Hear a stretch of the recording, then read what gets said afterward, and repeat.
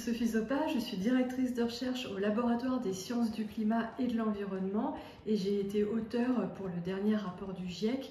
J'ai coordonné un chapitre sur les espèces qui agissent sur la pollution de l'air et sur le climat et j'ai participé au rapport de synthèse. On va regarder chacune des publications, regarder les méthodologies qui sont employées et on essaie en fait de déterminer la connaissance qui est robuste par rapport à ce qui est encore en construction. On a besoin de déterminer ce qui est robuste pour le traduire en messages qui soient utiles pour les décideurs. On est déjà très affecté par le changement climatique partout dans le monde. On va avoir plus de vagues de chaleur. On a également une augmentation des fortes précipitations, des cyclones de très forte intensité, des problèmes de sécheresse et puis tout un tas d'événements composites, par exemple des feux de forêt qui vont être rendus plus probables dans un monde plus chaud. Donc on est déjà dans ce monde plus chaud, 1,1 degré plus chaud qu'au pré-industriel.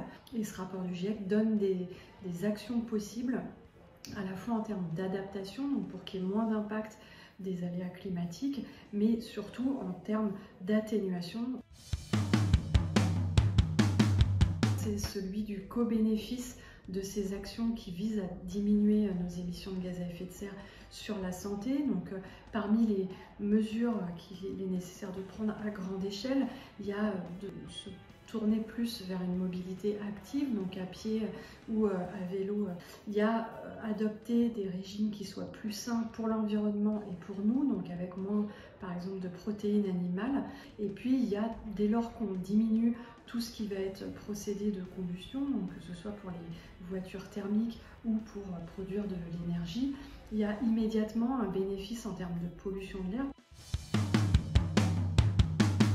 Aujourd'hui, le numérique n'a pas permis de baisser les émissions mondiales, mais qui montre qu'il y a un potentiel sur certains éléments de gestion des villes, de gestion des transports, qui peuvent permettre d'atténuer ces émissions. Et il y a besoin d'une gouvernance aussi pour que la digitalisation n'entraîne pas une surconsommation électrique ou une surutilisation de ressources rares.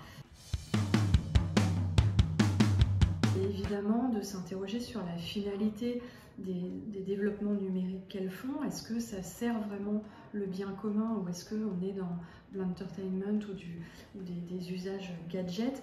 Est-ce que ça permet vraiment une augmentation de l'accessibilité pour le plus grand nombre? Et est-ce qu'on a vraiment optimisé la demande en calcul que ça va générer et donc la demande derrière en matériel numérique?